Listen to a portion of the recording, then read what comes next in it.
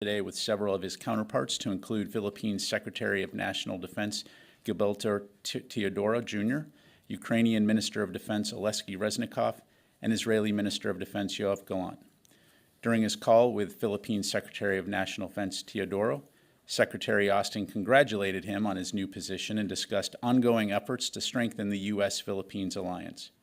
The two leaders celebrated the remarkable progress the United States and Philippines have made over the past year to deepen defense ties, including expanding cooperation under the Enhanced Defense Cooperation Agreement, conducting joint patrols in the South China Sea, and concluding bilateral defense guidelines. A full readout of the call is available on the DoD website. In regards to his calls with Minister Reznikov and Minister Gallant, we'll provide readouts as soon as they're available later today on defense.gov. On the travel front, Secretary Austin will depart Monday to travel to Vilnius, Lithuania, as a member of the President's team participating in the NATO summit. The summit is scheduled for July 11 through 12, after which the Secretary will return to the U.S. Separately, Deputy Secretary Hicks is on travel in the Indo-Pacific region this week, where she met yesterday with Admiral Aquilino and Indo-PACOM staff in Hawaii to discuss progress on implementing the National Defense Strategy and observed experiments involving the Joint All-Domain Command and Control System, or JADC2. Today, the Deputy Secretary is scheduled to visit Pearl Harbor Naval Shipyard and meet with service members there.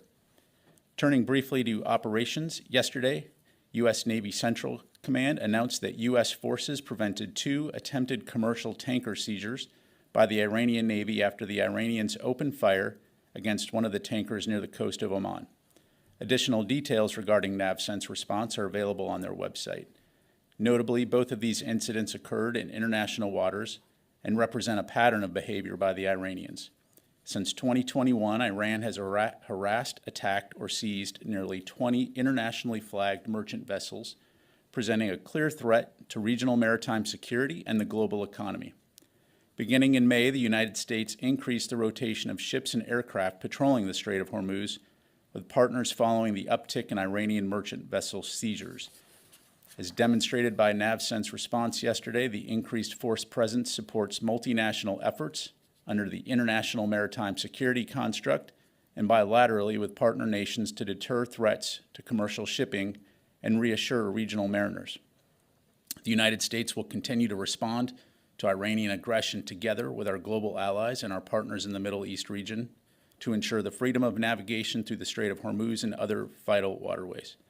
And finally, this weekend, U.S. Army Pacific will kick off Exercise Hanuman Guardian, a military-to-military exercise with the Royal Thai Army, which will run through July 22nd. The exercise seeks to build both capacity and interoperability with our Thai partners in the Indo-PACOM theater. The exercise offers tactical training at the battalion level, bilateral long-range fires training, and exchange subject matter expertise on medical, counter-improvised explosive devices, and aviation operations. For more information on the exercise, I'd refer you to U.S. Army Pacific Public Affairs. With that, I'll take your questions. We'll start with AP. Tara. Hi, General Rudder. Thanks for doing this. The AP is reporting that President Biden has decided to provide cluster munitions to Ukraine. How has the Pentagon been able to address concerns about dud rates that can put civilians, children at risk? And how will these munitions help Ukraine in this stage of the fight? Sure. So in terms of DPICMs, I don't have anything to announce today, Tara. As you know, that is something that is under consideration. I will say that we have multiple variants of DPICMs in our stocks, and the ones that we are considering providing would not include older variants with dud rates that are higher than 2.35%.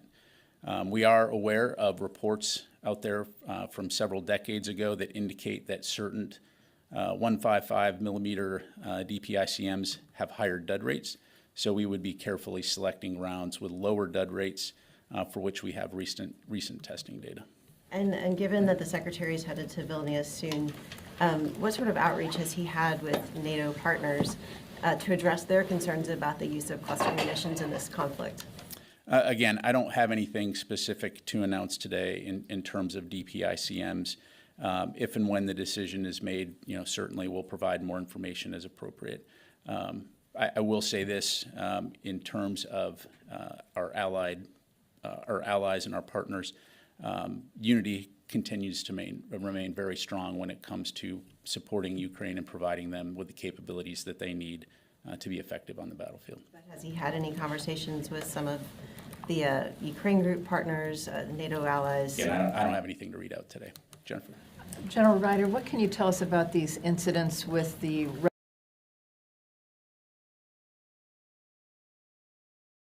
how close were they? And these incidents, you sent F-22, an F-22 squadron out to the Middle East to deter these kind of incidents. It's clearly not deterring the Russians. What's next? Yeah, I know that AFCENT did provide a statement on this that highlighted 3 MQ-9 drones were conducting a mission against ISIS targets. 3 Russian fighter jets began harassing those drones using things like parachute flares to drop in front of them, as well as 1 aircraft engaging its afterburner. Clearly meant to harass and clearly unprofessional and unsafe behavior on the part of the Russians. You've heard us say before that our focus in Syria is purely on the defeat ISIS mission, and so that will continue to be our focus. Like AFCENT, we call on the Russian forces to cease this type of reckless behavior and to behave like professional airmen. Can you confirm that there were also 2 French Rafale planes that were approached by Russian warplanes unsafely this afternoon? I don't have any information on that. And just on the Iranian incidents with the naval vessels, today there was, the Iranians overtook a commercial vessel. What can you tell us about that? And the Iranians say that yesterday they had a warrant to seize one of the oil tankers that they were trying to approach when the USS McFall got involved. Yeah, so my understanding on today's incident is that according to NAVCENT, there was doubt in terms of the operational activities of this commercial vessel, the potential that it was illegally smuggling oil, and so did not feel the need to respond in this particular case to that incident, as compared to yesterday, where these 2 commercial oil tankers both hailed, requested assistance, both unprovoked, in terms of the attack from Iran. In one case, as I highlighted, firing upon those vessels. So we're going to continue to work very closely with our partners in the region to step up those patrols and ensure that we can deter aggressive behavior like that. And your reaction to Iran I gotta saying, go move yeah, on but some. but you didn't answer my question, which was about the warrant that they said they had to seize the Yeah, ship. I mean, clearly the information that Iran has put out is inaccurate. So I think their record speaks for itself. Let me go to Oren. On Monday, Marine Corps Commandant will retire and General Smith will take over in an acting capacity. What message does it send to U.S. adversaries like Russia and China that the U.S. military will not have confirmed officers at its highest levels? And then I have one more. Well, as you've heard Secretary Austin and other officials say previously, the continuing hold on general officer, flag officer nominations will have an effect on military readiness given the potential second and third order effects. As you know, Oren, a key principle of effectiveness in our military is a well-defined chain of command, so uncertainty about incoming or outgoing commanders and senior leaders can make it difficult to plan for or advance mission requirements. And so additionally, by design, our force management is predicated on up or out. So as promotions stagnate, it prevents lower tiers from being promoted into key positions, creating a domino effect. So ultimately, this also has an impact on the families and the service members awaiting updates regarding new assignments, which then gets into questions about things like housing, schools, other aspects associated with the move. So obviously, from a uniform military standpoint, we'll continue to focus on the mission at hand. But as the Secretary has highlighted, it will have and can have readiness impacts. And then one more question. Last week, CENTCOM launched a 15-6 into the May 3rd drone strike that may have killed a civilian, but results of the Civilian Casualty Credibility Assessment Report recommending that 15-6 were known a month earlier. Does the Secretary think it's appropriate that it took a month between the recommendation for a 15-6 and the official sign-off launching the 15-6. Is that an okay timeline? So look, as you know, as you highlight, CENTCOM is conducting an investigation. The Secretary is confident in the process by which we manage investigations. I'll leave it to CENTCOM to speak about the timelines, but that investigation is underway. And when there are results to provide, certainly, I'd refer you to CENTCOM to be able to do that. Thank you very much. Let me go to Janie. Thank you, General. I have two questions on China. The Pentagon has announced that it will stop funding to U.S. and university if a university received support from the Chinese Confucius Institute.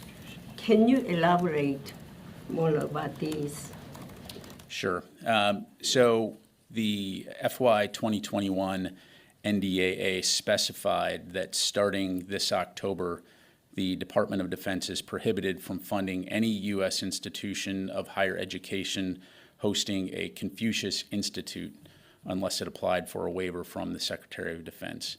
And for those that don't know what a Confucius Institute is, in August 2020, the State Department designated the Confucius Institute U.S. Center as a foreign mission of the People's Republic of China, recognizing it as an entity advancing Beijing's global propaganda and malign influence campaign on U.S. campuses and K-12 classrooms.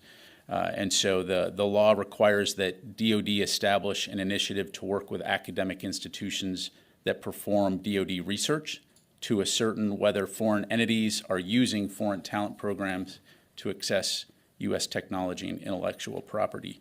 And we are required under this legislation to publish on a public website a list of foreign entities with problematic characteristics or behaviors. We're finalizing that detailed list at this time, and we'll announce it when at the appropriate time. Does the U.S. see China as a competitor or an adversary? I think our national defense strategy makes that very clear. We view them as a competitor and they're our pacing challenge. Let me go ahead and move to the phone here. Be remiss. Let me go to Jim Laporta, the messenger. Hi, thanks for doing this. On cluster munitions, you talked about the dud rate. John Kirby in December of 2022 also talked about, that the U.S. as a policy has concerns about, cluster munitions being used. Besides the dud rate, what are the other concerns that the U.S. would have if these munitions are transferred to Ukraine? Thanks. Well, I appreciate the question, Jim. Again, I don't want to get out ahead of any potential announcement. I think that, if and when a decision is made, we'll have more to say on that. All right, let me go to Idris from Reuters. Separate from any decision or non-decision on the cluster munitions, last month, Laura Cooper said that there were issues with congressional restrictions and concerns from allies. Have those concerns been allayed and have those congressional restrictions been overcome right now? Again, separate from any decision or non-decision, have those hurdles been overcome as we speak today?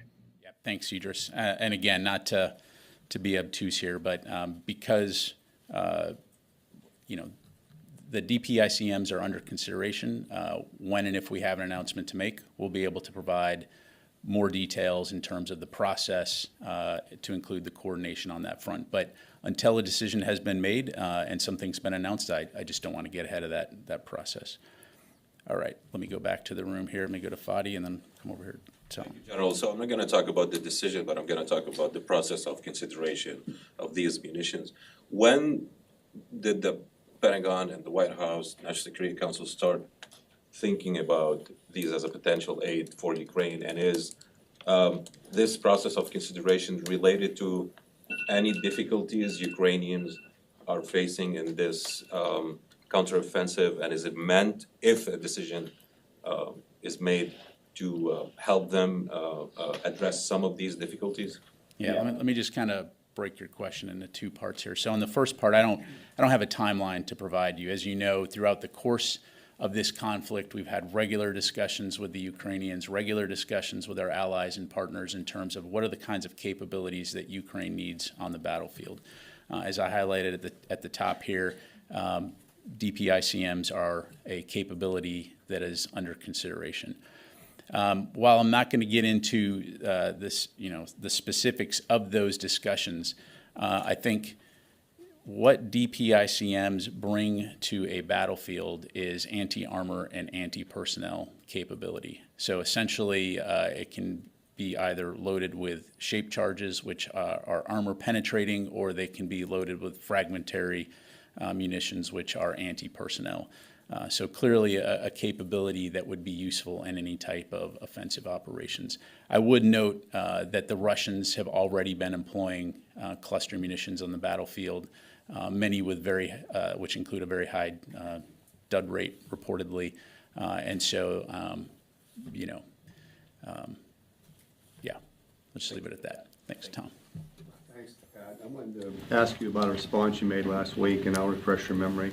It was a question asked by a colleague about why some of the African countries may want to use the Wagner Group as a security force, and you said at the end, I can't speak for why someone would want to hire a transnational criminal organization to provide their security. I wasn't at that briefing, and I apologize, so my question is clarification. That phrase, transnational criminal organization, did you use it in just specifically regarding Wagner? Yeah, State Department, the U.S. government has. Yeah, no other, okay, thank you. Thanks very much. All right, let me go back to the phone here. Jeff Schogel, Task and Purpose. Thank you very much. The Consolidated Appropriation Acts of 2010 and 2019 prevent the Defense Department from transferring or selling cluster munitions to any nation if the dud rate is above 1%. I believe you said the dud rate that of the munitions being considered is 2.35%. So do these two acts prevent the transfer of DPICM to Ukraine, and how is DoD verifying that the dud rate on these munitions is 2.35%? Yeah, thanks, Jeff. Again, if and when announcement is made, we'll have more detail to provide on that front. As I mentioned before, in the event that we do provide this capability, we would be carefully selecting rounds with low dud rates for which we have recent testing data, including as recently as 2020. All right, let me go to Tony Capaccio, Bloomberg. Hi, Pat. I have a non-cluster munitions question. You started out the briefing talking about the 50th anniversary of the all-volunteer force. Later this month marks the 75th anniversary of the desegregation of the armed forces. For the record, to help reporters and everybody else understand this later in the month, can you get the statistics on how many African Americans are in the military overall, and then by service? That would be really a helpful metric. Yes, Tony, we can get that for you, for the group here. Thank you. All right, got time for a few more. Let me go to Chris. The Russian Ministry of Defense on the drone incident over Syria said they were conducting joint drills, the Russians and the Syrians, over northern Syria, and that the U.S. aircraft were violating the airspace. And a Russian Ministry of Defense official said the Russian side bears no responsibility for the safety of flight of unmanned aerial vehicles, which were not agreed with the Russian side. So was the U.S. Violating deconfliction protocols? Or did you see the video? Well, but did the U.S. drone go into an area that was deconflicted with the Russians per the protocol? Look, I think AFCENT's statement speaks for itself in terms of the type of unprofessional activity that we're seeing from these Russian aircraft, from these Russian pilots. Again, we have been in Syria for many years now, fighting ISIS as part of an international coalition. That is no surprise to anyone. We have rules in place, that, well-established processes and procedures, and have very successfully deconflicted with the Russians over many years when it comes to safe operations in that region. So to suggest that somehow this is our fault, it's ridiculous. So okay, go to this gentleman right back here, and then we'll go ahead and close it out. Thank you so much, General. Today there is another escalation in the Middle East at the border between Lebanon and Israel.